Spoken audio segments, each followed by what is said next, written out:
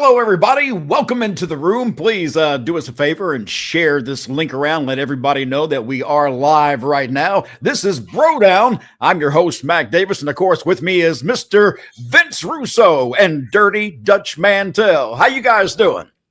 Good. How are you? I can't complain whatsoever. Hey, look here. Last week, we tried to get 600 people in this room at one time. That was our goal. We got short by about 47 people. So we're going to try 600 again tonight. And Vince, if we get 600, I need you to do a little karaoke tune with your disco puppet. That all right? I will do it if we get 600. Yes, I will, Mac. Yeah. 600. All right. We're at 37 right now. So it's got to get up there real quick. So, by the way, if you want to be a part of the show. How can you tell how many people are in the room? I got a little counter on my screen. Do you guys not see the counter up there? Do you have? Can you see it? No. Okay. We're at 100 now. We're just getting up to 100. So only the important people get provided those numbers. It's the guy that's got to run the whole thing. They don't give us nothing. They don't even give us the time. We could ask for the time of day and they wouldn't give it to us. No, they wouldn't. Hey, look, by the way, if you want to be a part of the show, you can just simply leave us a super chat. We'll throw it up on the screen and we'll bring it up during the show. A lot of times we love doing that because of the fact that sometimes the show's not so good that we had to watch. So your questions are much better than what we had to watch. But before we get underway, Vince, let me ask you just point blank. Was there anything about tonight's show that you liked? There's never anything I'm gonna like, Mac. Never. It's so below my pay grade. It's not even funny. But if you ask me, is there anything? Ask me if there is anything I didn't hate. Was there anything that you didn't hate about the show tonight? Yes, I will give them this credit tonight. I will give them this. Money in the Bank is in 2 days. And tomorrow. It's tomorrow. I'm sorry. It's tomorrow. So I will say this, Mac.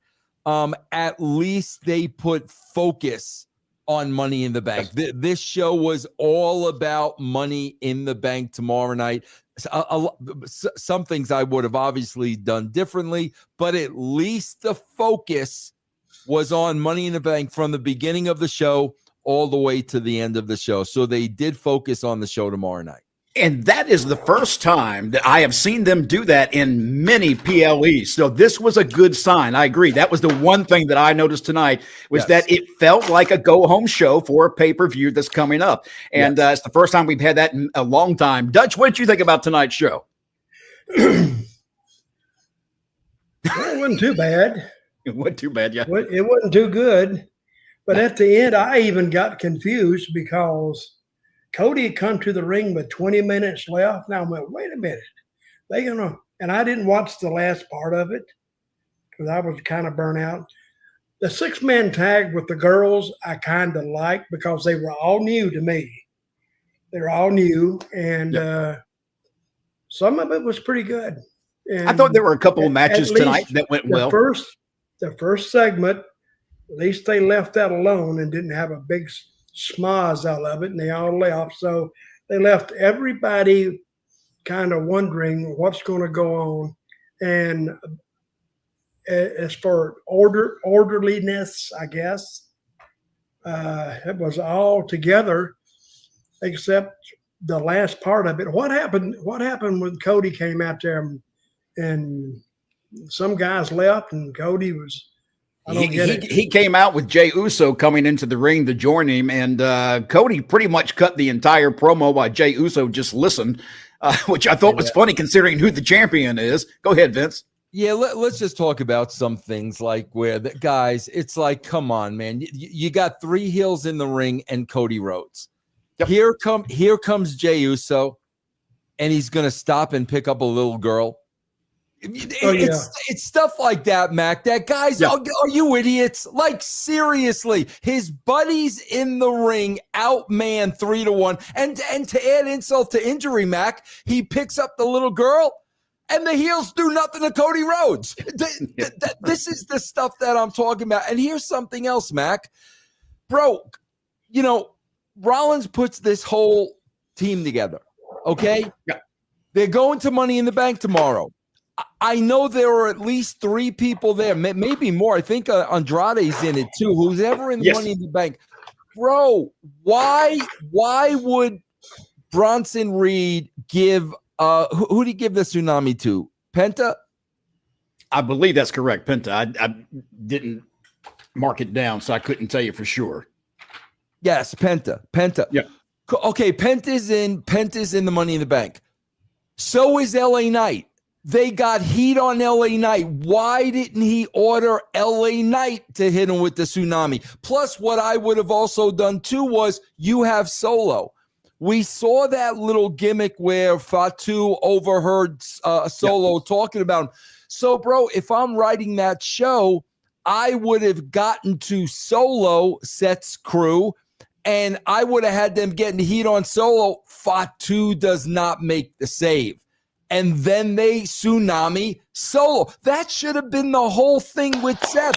You want an advantage going into tomorrow. Why are you going to tsunami one guy? But like I said, Andrade was on the show. Solo was on the show. LA Knight was on the show. And they should have promised a tsunami on everybody at the beginning of the show. That's your hook for the entire show. It's Mac, I really believe. And even when Dutch and I were working together, it was pretty much me, Dutch, and Jeff. It's 2 or 3 guys. I really believe there are so many people involved that they just miss these things that are so freaking obvious, man. I keep going back to something too, Vince, that it really drives me crazy. The little things like you're talking about, the things that make it special when you watch a wrestling show are being overlooked, and they're being overlooked by somebody who should know better, and that's Triple H. He has lived that Attitude Era. He knows exactly what should be happening, and damn if we don't get that every week. I don't see hide or hair of any signs of what used to be once good programming, the Attitude Era and Ruthless Aggression area. We're missing that now, and they're doing, like you say, silly things, little mistakes that shouldn't be made. They're tiny mistakes, simple mistakes that they're missing. They add up, right, Dutch? They do. Hey, I'm agreeing with you guys. Everything you say, I'm agreeing with. But you do make good points. So I'm sitting back and watching it, and what I'm trying to do, I'm trying to make sense of it as I go along. And about halfway through, I went,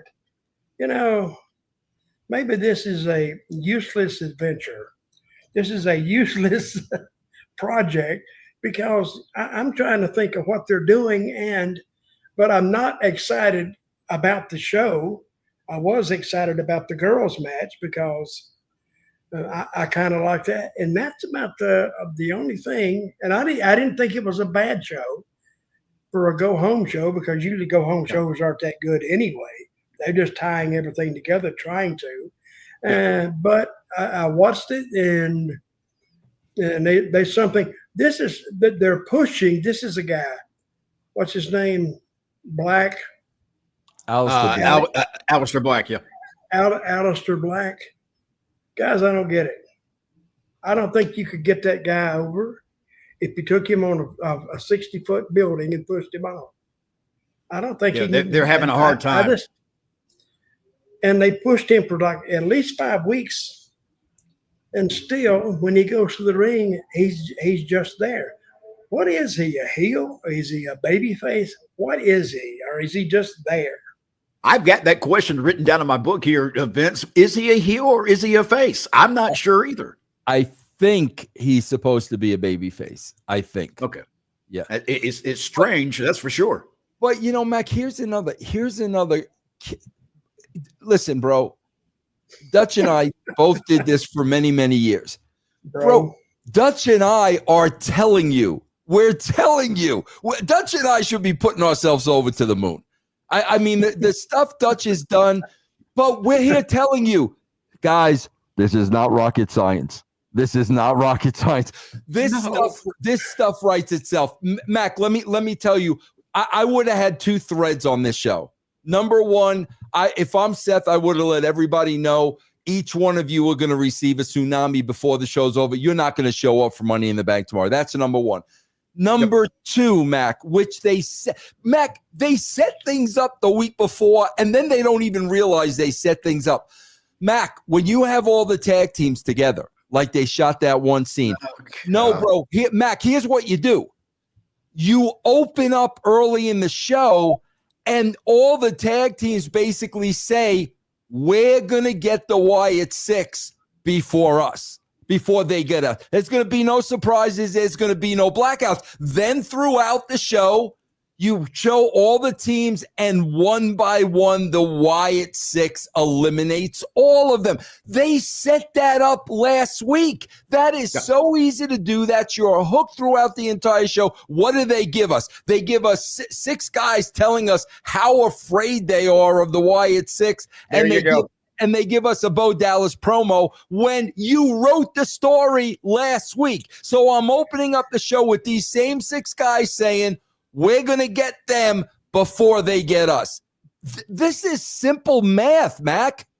Well, I'm even curious, and Dutch, let me know what you think, but the Wyatt Six at this point, are they any kind of a stable people should keep an eye out for? We've seen them come and go so many times. I don't see them as a real legitimate threat in the tag team division.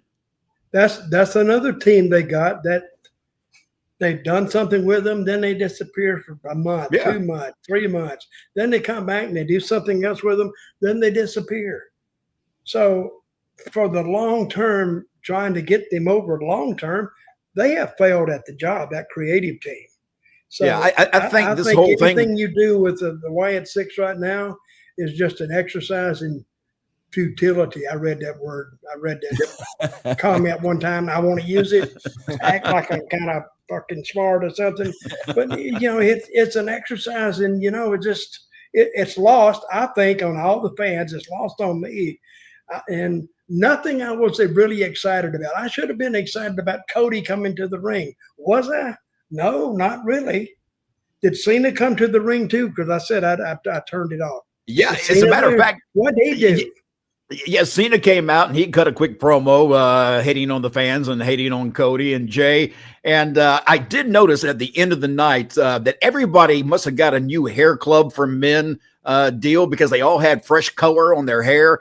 And then I noticed when John Cena came out, you saw Cody's hair. It was white as it could be. It looked like he had snow on his head. When John Cena came out, his legs were whiter than the hair on Cody Rhodes. That boy needs a tanning bed real bad, real bad. We are getting some questions in here. Yeah, what's that again?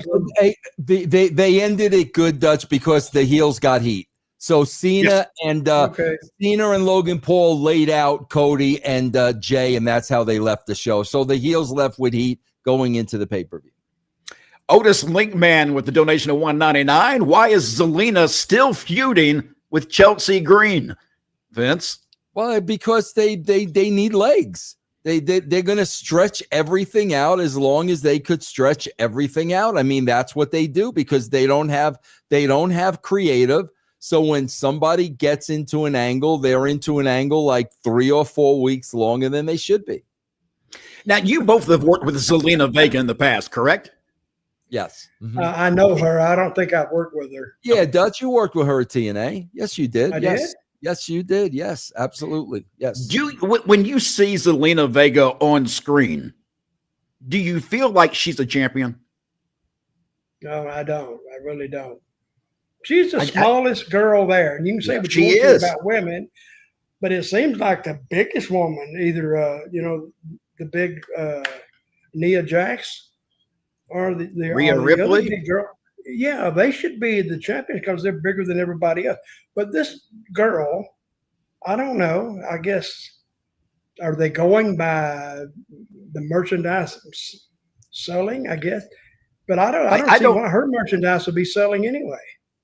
Yeah, I just think her appearance, Vince, just the way she looks, her size is against her, but she's also not the greatest in the ring either. I just don't see her as a champion. So it's got to be a very short championship run for her. Yeah, I mean, again, I just can't get past the size.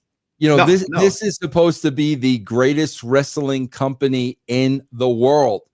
you need somebody who, like, you look at and say, that's the champion. Like Dutch said, not Nia Jax, Rhea Ripley. We did it with an Awesome Kong, even a Charlotte Flair. You look at these girls, okay. But I mean, again, I think sometimes we forget this is supposed to be the greatest wrestling company in the entire world. And she's a champion. I don't know. Yep, you bring up the Flair girl. Mm-hmm. She had a little bit of an interview and she was gone. Yep. If you're going to do something with her creative, please give her more than that, even if she fails. But creative failed for a while. No, you giving her an opportunity to fail by doing that with her. Either do it or don't do it. And if you don't want to do it, then keep her off the TV.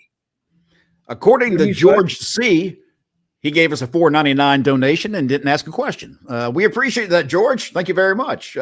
If you want to leave a question for us to throw up on the screen, it's a super chat, and we'll throw it up on the screen and we'll talk about it. Just like this one from Apex saying, I watched Yankees versus Red Sox. What did I miss? Not much, bro. Not much at all. Apex also saying, we wanted some smart-ass answers and questions from you, we'd ask for them. And if you got that, if you just calling in just to hammer on us, you can stop that at any time. Or we will dox you. I like that word now. Dox you. Somebody will send me where you are. And Apex, I may be showing up there. You may beat the crap out of me, but I'll show up, my guy. In fact, Apex is asking another question. He's saying, if VKM wants you three in his new company, would you do it? Hell yeah. Said, look, as long as the money's right.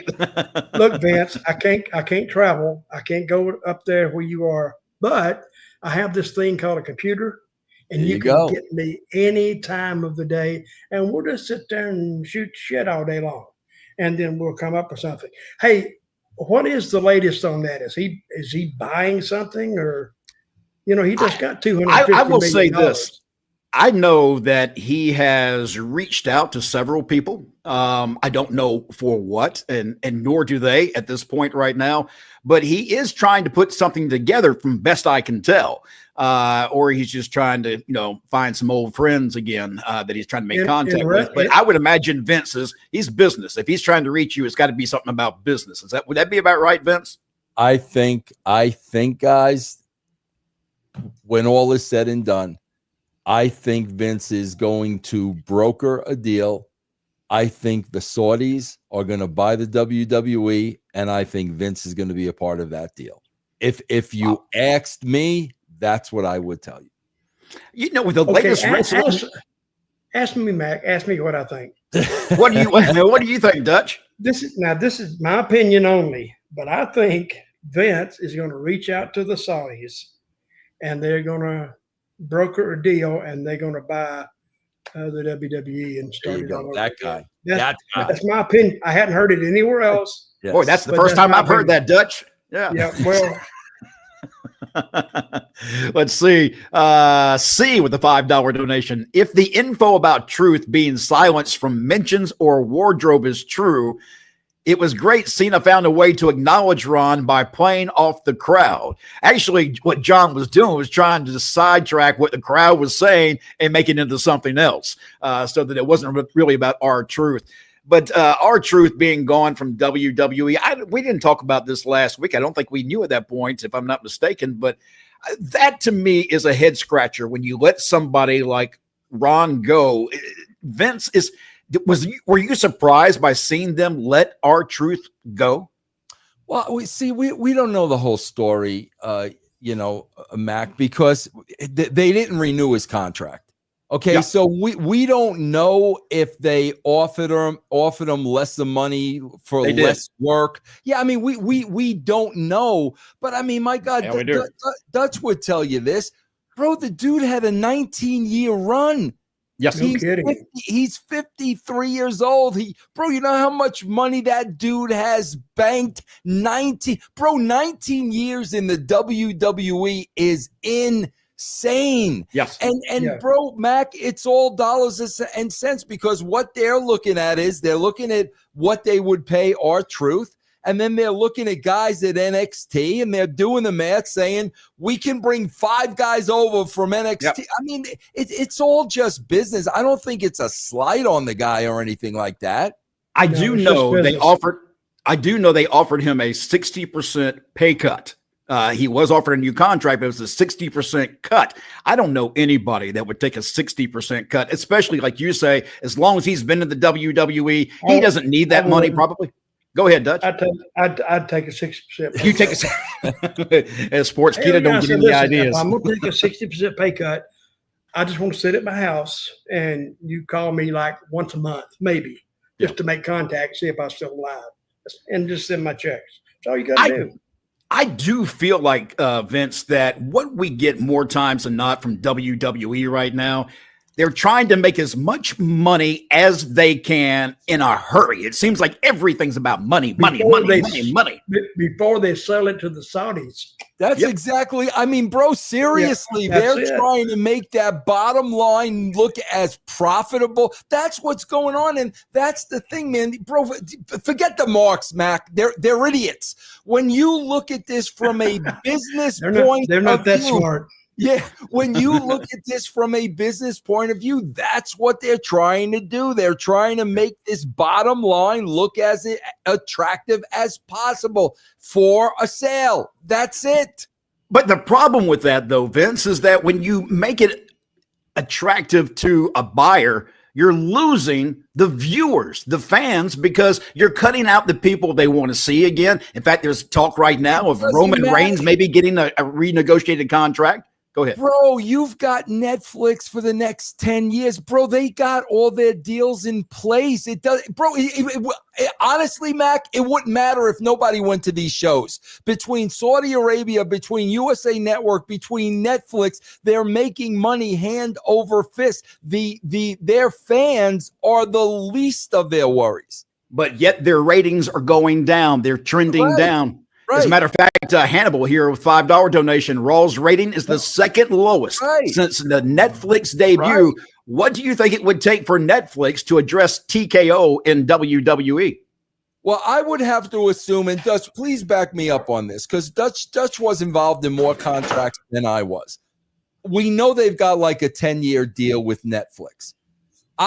Did Dutch freeze up on us? Dutch, you still there? No. I mean, okay, he's not moving, but he's talking. Here because I'm afraid to leave because y'all talk about me. Okay, all right. I would assume, Mac, they got a 10-year deal, I believe, with Netflix. I would assume in business, when you have big deals like this, bro, there's got to be loopholes. There has to be loopholes where you can get out of these deals. Otherwise, the ratings can go down to 0, and Netflix is still paying them the same amount of money. Yeah, that's right. I mean, I'm not frozen. I'm just sitting here real still. That was great. I swear to God, you did a great job because I was doing it to screw with you. So yeah, I would have to think there's loopholes for them to get out early if they want to. I would have to believe that with this kind of money involved. Well, if that's the case, surely at some point with the ratings going down, somebody's going to have to say something, because if I'm not getting my money back and I'm not seeing the return I expect, I'm going to say, hey, this has got to stop. I don't think the ratings mean anything anymore much to those people, because they look at it as an advertisement just to promote Netflix. That's the other problem too, right? Yes. And, the other problem, too, that I see is that they're not really concerned with how many asses they're putting in seats. They're concerned with how much money can we get per seat. We don't care if we have a full crowd. We don't care. We just get all the money we can by, raping everybody for the price. I think the price I heard for SummerSlam in the nosebleeds was just under $1,000. You tell me, what dad can take his kids to go watch wrestling and not spend $4 or $5 grand when he goes? Mac, what's the only entertainment, sports? Bro, wrestling is the only entertainment industry where they tell you what the gate is. Yes. Have you ever heard a gate at a rock concert? Have you ever heard the gate at a baseball game? You never get a dollar amount of the gate. All you get is paid attendance. Wrestling is the only industry where they tell you how much money. Now, it was different for the boys. I mean, Dutch would tell you when they had to make a percentage of the house, the gate was very important to the boys. But for the fans at home, what is that supposed to mean? That doesn't mean anything to me. No, it's just selling your company. When you ask them what the gate was, they damn sure wouldn't tell you, especially if it was good. Right. You see, hey, well, the gate was $50,000. They said, "Oh no, we gave away a lot of tickets, and half of them are free." He said, "Really? I mean, it was more than last week." Oh no, well, you can't believe your eyes. Sometimes they actually call you an idiot. Yep. Because if you made a good payoff the next week, and then this week is up, you expect to make more. But no, you're not going to do it because. The wrestlers didn't get the count on the gate, and they never will. Well, they don't really use the gate to pay the wrestlers anymore, correct? No more. No, no more. That's the days of the territories. On the independents, they do, but but they used to, is what we're saying. Yeah. Now they all got guaranteed contracts, and you're going to make this regardless of only if 3 people show up. You're still going to make that same amount. We are almost at 500 right. I think it's a pretty good deal.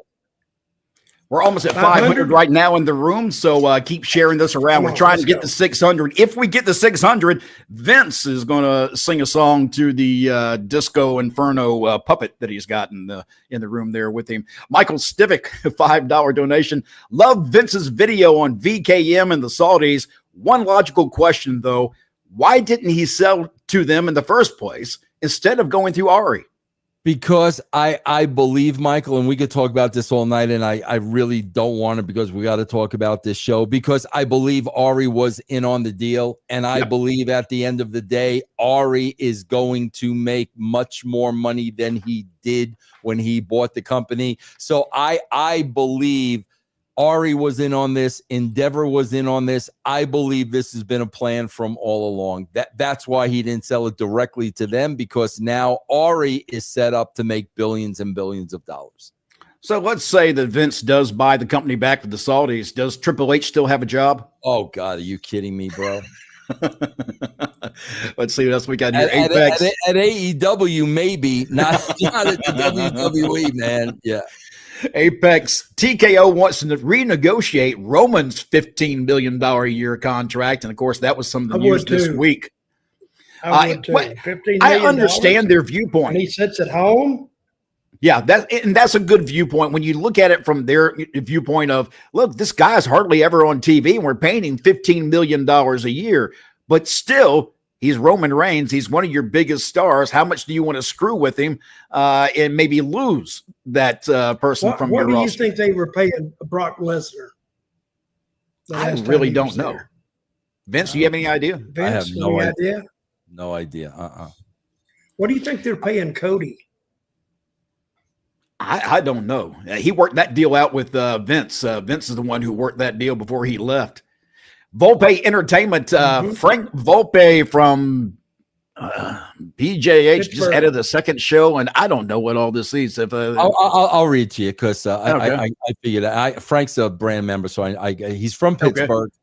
So they just added a second show in Pittsburgh on 6:30 by adding SmackDown. Tickets are $474 to $812 for floor seats. If they don't sell, you think they will? Yeah, absolutely, Frank. Wait, bro, because they're doing that, bro. They were selling literally 2,000 WrestleMania tickets for $200 the day before. So absolutely, bro. Wait till the last minute. Wouldn't that piss you off though if you're a fan and you bought your ticket on time and then you find out they cut the rate way down? Yeah, but I wouldn't be stupid enough to pay that price for it in the first place. So. Well, you and I are very much alike, as I'm too cheap to spend that kind of money.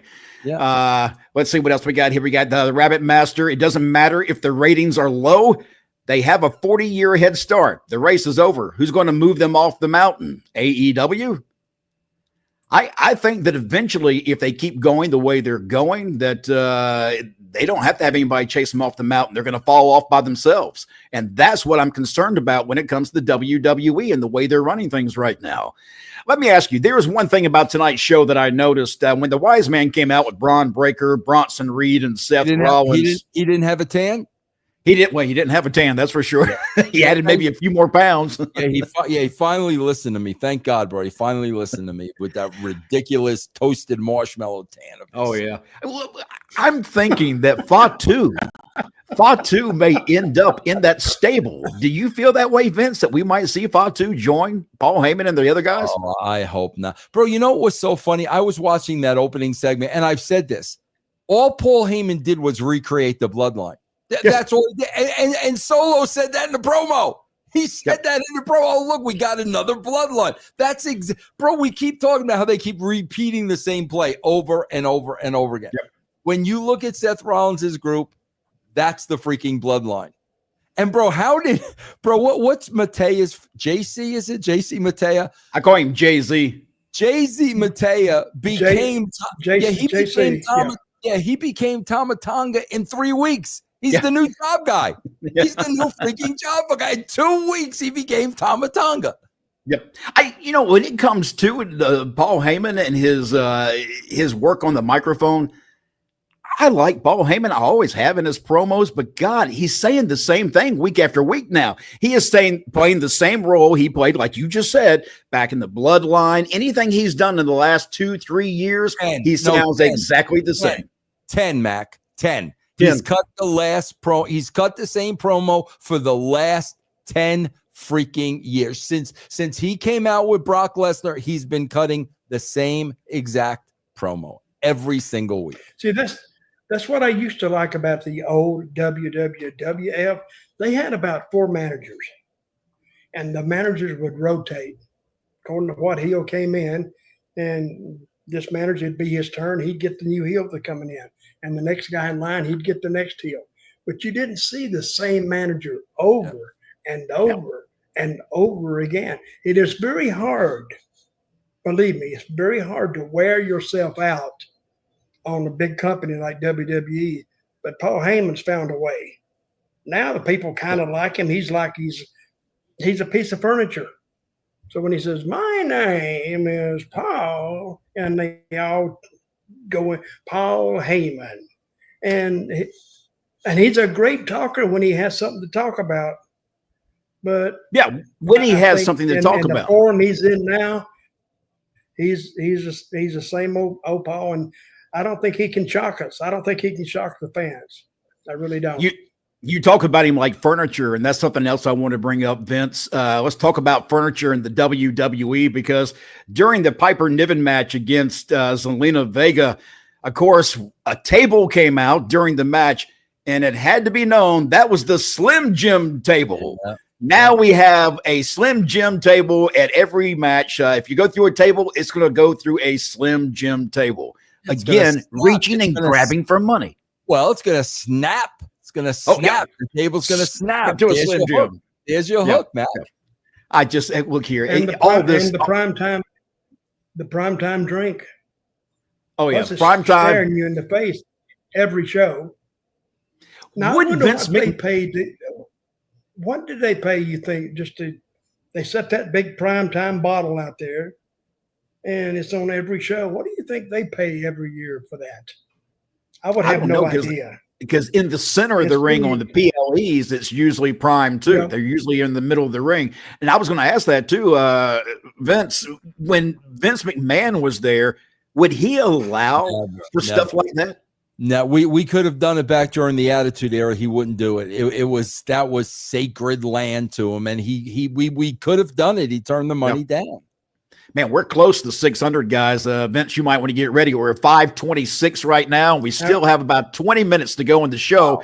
So if we get up over 600, we got to get over 600 plus. Vince will sing a song with the Disco Inferno puppet. 600. We get 600 here. By the way, last week you guys did a great job. We had great numbers last week. Thank you so much for that. All right, we talked about Aleister Black earlier, kind of a throwaway when it came to LA Knight and everything else. But we did find out from Nick Aldis and Adam Pearce that a new King and Queen of the Ring tournament will be coming back around. Is that something that excites you, Dutch? Oh, yeah, I really do. I'm all excited about it. I can't wait till they roll that son of a bitch out. Oh, yeah, wait, hold on for a second. Wait a minute. Forget this crap show. All right. Because I went to bat for my boy Dutch big time this week. Freaking big time this week. Hey, and Dutch is trying to get out of this. Dutch is kayfabe. Dutch, you ain't kayfabing me, Dutch. What is this? What was it about? What? Let's talk about Ric Flair. Let's talk about Dutch's feud with Ric Flair and how I had to go to bat for my boy Dutch and say, bro, let me tell you something. Dutch is old, Dutch is bitter, Dutch is mad. Bro, watch our show and see how mad freaking Dutch Mantell is, bro. Yeah. Watch our show for one freaking week when Dutch still pops me like he popped me 20 freaking years ago, bro. Talk to us about that. How dare Ric Flair say those things about you, Dutch? Well, what? Seriously, I didn't even get it. Somebody said, "Oh boy, Ric Flair has really blasted you now," and he said, "Oh, it's bad." I went, "What?" I hadn't heard anything about it. I can't remember the exact words of what he said. Matt, can you pull it up? Can you pull it up? I'm afraid to even try. I'm in a hotel right now where the internet connection is so bad. But it was something along the lines, Dutch, of wait a minute. I may actually be able to pull that up because I think I made a screenshot about of it. A veteran that started off by, as I'll always be a veteran. I don't get that. What do you say? Let's see. I do have it here. Dutch. Everyone is always going to think of you as a veteran that's not allowed to have an opinion. But I sympathize with your health issues and hope you recover and return to top health. You've always been a good guy. The anger you pour out at everybody is clearly coming from the pain you feel. Please stay strong. I don't get that. Now, I'm going to tell you right now, just so you know, I'm in St. Augustine, Florida right now. And just before we went to air for several hours downstairs is Ric Flair having drinks in the bar for the big fan fest that's taking place this weekend in St. Augustine. Yes. So he's down there. And Teddy and I. Oh, we came back. Okay. Are we back? You're back. Yeah. Boy, that's not good, is it? But what was I saying? Damn it. I don't even remember now. The big fan Teddy Long and you something. Teddy Long and I were doing a show this week, and we talked about what he called Dutch. And Dutch, they said that, well, Dutch called him a dick. I think actually James Romero called him the dick. I think you said he needed to shut up. But I think Rick thought you called him a dick. No, what it was about Jim Ross's condition. Right. And he said something about Jim Ross is just putting that out there to attract attention. Hell, the man could have died. I don't know why he would put it out there seeking attention. He doesn't need any attention. He needs to get better. Yep. So I don't know what Flair is doing, and I don't give a crap. So, but he's not. I don't think that. Even when I read what he had written about me, I said, "Well, hell, that's." And I don't think he's writing this stuff anyway. I think whoever he handles his social media, I think they do it. And they tell Rick later on. I don't know. It's beyond me. But I'll tell you what, I'll walk up to Ric Flair and I will slap the living crap out of him at any time. Dutch, we lost though. We lost Mac. Dutch. We lost him. Oh yeah, he's gone. Dutch, I do have to say this though. Hello, Dutch. All right. Now, okay. I do have to say this though. After I defended my boy Dutch, who I will defend to the end, I also had to throw a disclaimer in there because this is the wrestling business, and it's possible Rick and Dutch think they got one more left in them. so they could be shooting an angle. I mean, look at Dutch. Look at Dutch. Dutch is the picture of good how idea. they could be shooting an angle, Mac. Could be. Yes, could be. Look here, I fully expect after the words that we had. But doesn't Flair have skin cancer? They said. I think he yes, said I read that today. Yeah, I read today that he does have skin cancer and that he's getting treated for that, which kind of talks. Mac's in the hotel room. It's not. Yeah, go man. ahead, I'm sorry. I'm doing the best I can. But I was saying that Teddy Long and I, we were doing a show, and I actually was so pissed off with Ric Flair. I was calling him an asshole and everything else, because when you hear the comments that he made back, and I don't know if y'all heard, let me read this one out to you too, Dutch, because you probably haven't heard this. He says, I try to be nice to everybody. God only knows that I've spent more money on spilt liquor in 1 year than people have in a lifetime. I tried being nice. And this is my last message to everyone. Oh, that's a cliffhanger right there. Well, that is. I'm like that. Well, you got to say that again. What did he say? Message. Go ahead. What did he say? Yeah, he said, go F yourself, haters. No comment needed. Live with it. Actually learn to love it. Get back to me again when you make $3 million a year at the age of 76. That's what famous gets. And by the way, I don't recognize anyone in this conversation who is famous. That's when I called him an asshole, because when you hear this, I don't care if you like him or not, that's the real Ric Flair that just came out in that post, and he was a complete asshole. So anyhow, I'll see him tomorrow, I'm sure, down the floor. He probably won't have a nice thing to say, and I don't really care. He may slap the hell out of you. That'd be something to talk about. He might, but I wish he would try. I wish he would try. Vince up. I said, Vince, you hear what happened to Mac? No, what? I said, Ric Flair slapped the taste out of his mouth. What did he do? Nothing. I think him and Teddy Long took off. That's what I said. It was funny because when we checked into the hotel, the first thing that we were told by everybody getting in here is Ric Flair's already in the bar getting drinks. It's like, well, of course he is. Where else is Ric Flair going to be if he's in a hotel? He's going to be at the bar. We're at 483 right now, less than 20 away from Vince Russo having to sing. You said 483. Oh, I'm sorry. I said 600 is what we needed too, wasn't it? So, yeah, we're down a little bit lower. Yeah, we're below 5. Y'all got to get these numbers back up. We lost you when we went off the air for a second there. So, hell, my hopes went up. I thought we were just going to 5. We could get that. Weren't we over 5 just 5 minutes ago? Yeah. Oh, I tell you, we talked about Flair. People that love Flair, they said, "Screw you guys. We ain't going to pay attention to you guys anymore." Hey, Dutch, listen, Mac you're frozen up, Mac. You want to? Hey, Dutch, you want to talk about Mac since he's frozen up and he can't hear us? How do you really feel about Mac? Look at him. Who'd he ever beat? Man, Mac? that son of a. Oh, hi, Mac. How you doing? Dutch, he may listen to the tape back. Yeah, if I ever asked Dutch seriously, who'd you ever beat? Mac's back. Dutch, let's bring Dutch. Dutch, if I ever asked you who'd you ever beat, I would need like about 6 hours of my time. If we ever asked Mac who'd he ever beat, Dutch, be about 6 minutes. Who'd you ever beat? This is wrestling. I never beat anybody. I think you beat a guy called Get Along Cassidy. I think you beat him somewhere in Alabama.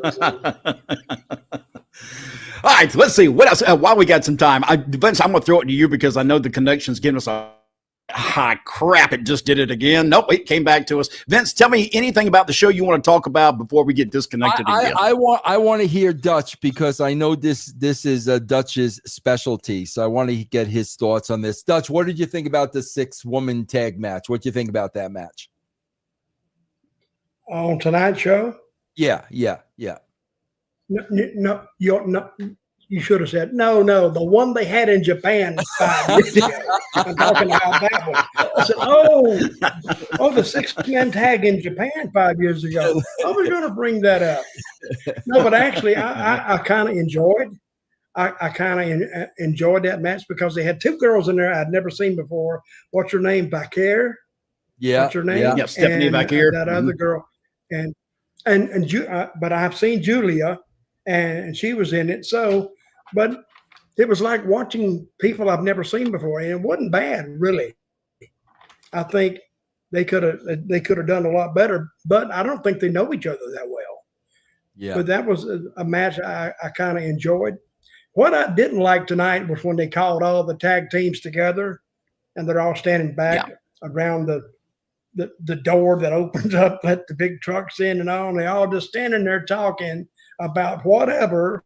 It made no sense to me whatsoever.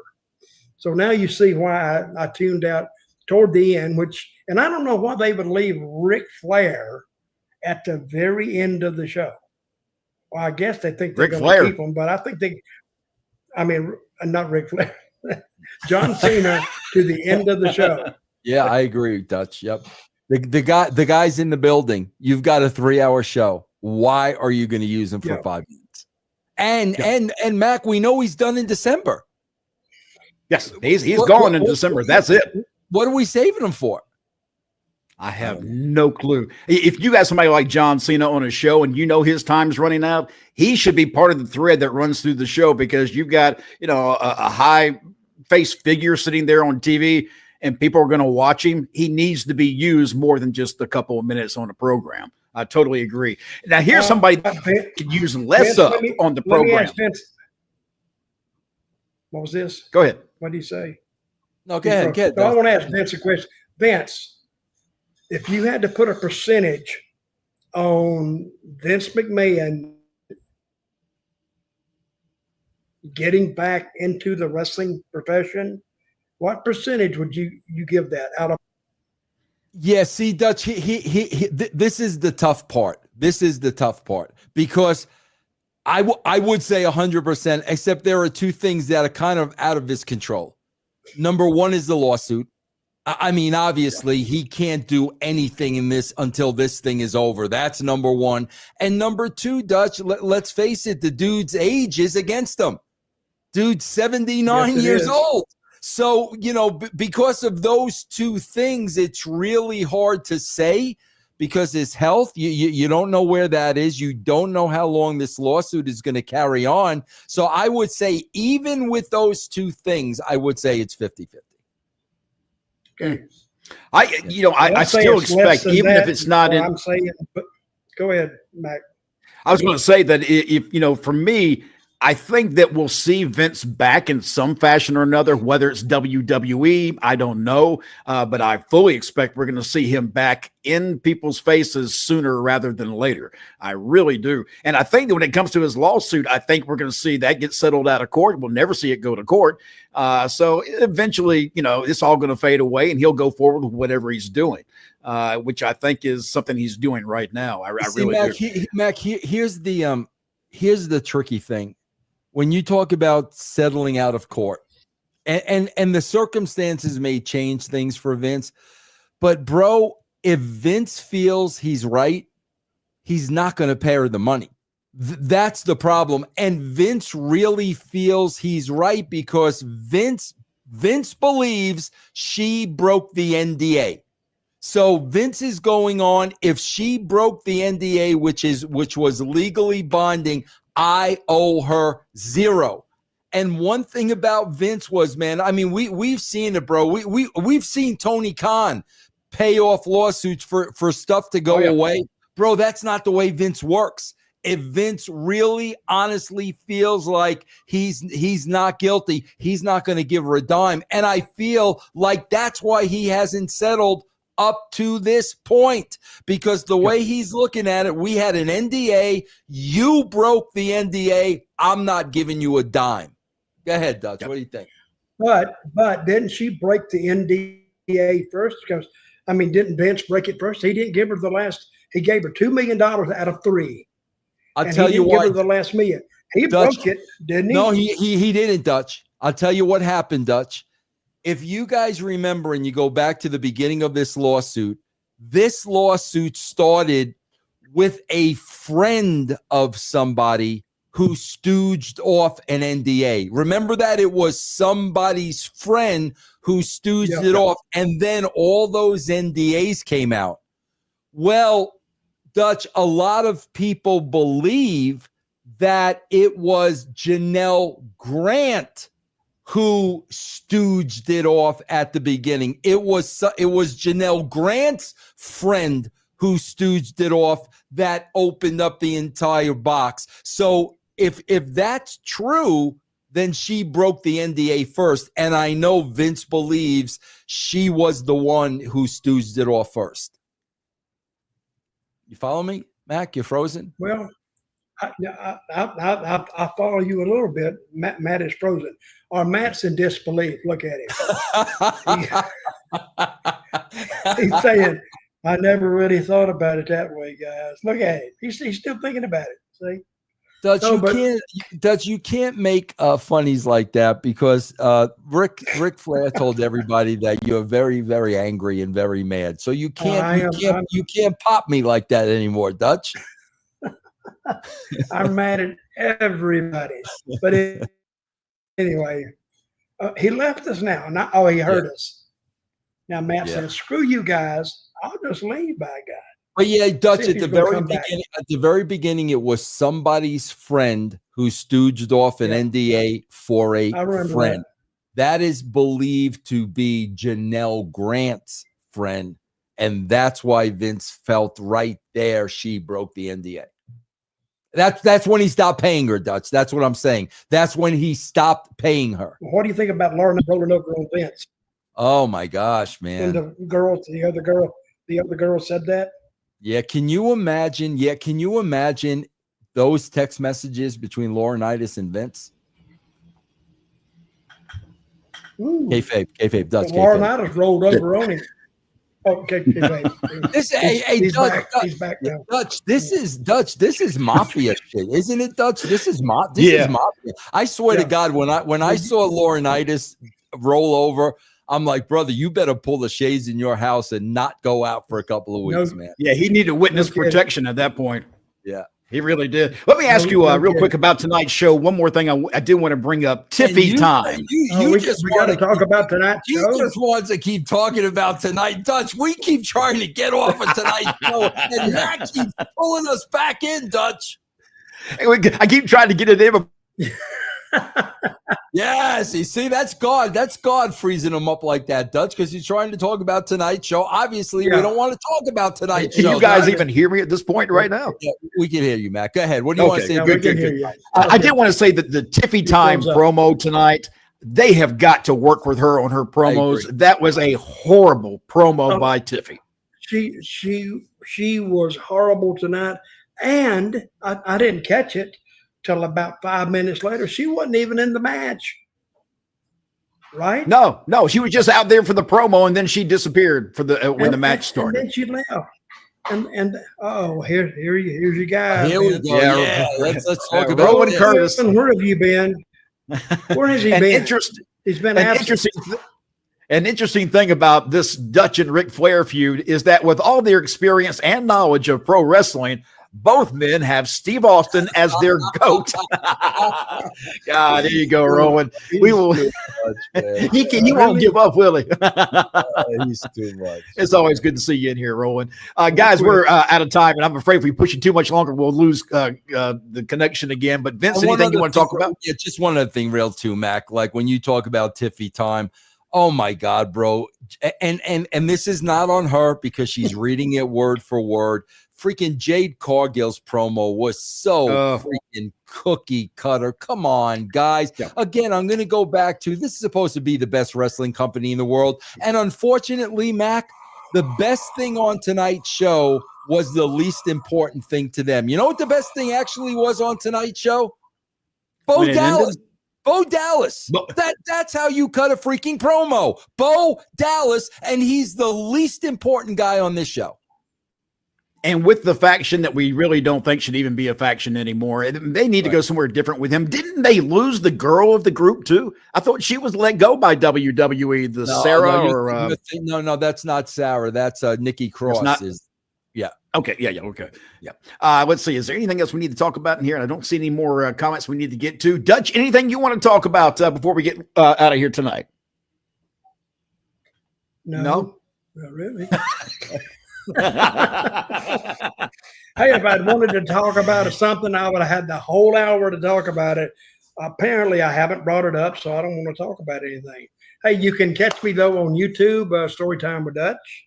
Yes. And I have 130,000 subscribers now. That's awesome. And they all heard him call Ric Flair a dick. No, I think that was in private. I think he. Not anymore, bro. He tapped my phone. Yeah. So, but I have a lot of people who think that Ric Flair is a dick, so they're agreeing with me. So, and Flair, he would if he told the truth, he would say, "Yeah, I can be a dick." Because he just is. Yeah. He's really kind of nuts. What are you saying, Mac? Mac's running his lips, and I can't hear what he's saying. Mac, we can't hear you, Mac. Now he's doing it on purpose, Mac. Mac. Why would you say that? So why did he do that? Yeah. Why would you do that, Mac? Shenanigans. Yeah. Vince, what you got coming up? Anything you want to talk about? I want to talk about Story Time with Dutch because it is a great show. Nobody tells a story like Dutch, and James is great. And you guys, man, you get an education in wrestling, and not only that, you get entertained. So watch that. I'm plugging Dutch's Story Time with Dutch. It's great. But how much anger do I have on the show? You got a lot of anger. You're very, very bitter. You're sickly. You're sickly, bro. How many times do I put over? That's why you're so mean. How many times do I put over on the show how great freaking Dutch looks? What is Ric Flair looking at? What is Ric Flair looking at? Does this look like a sickly freaking man, bro? Look at him. No. He's don't see somebody that looks sick. He's almost got more color than Paul Heyman. Even on his head. All right, guys, we're out of here because I'm afraid that if we go too much longer, we're going to lose this connection. I'm just in hell in the hotel connection tonight. I am Mac Davis. That's Vince Russo. And, of course, Dirty Dutch Mantell. We do BroDown every Friday night after SmackDown, and we hope to see you again next week. Until then, see ya.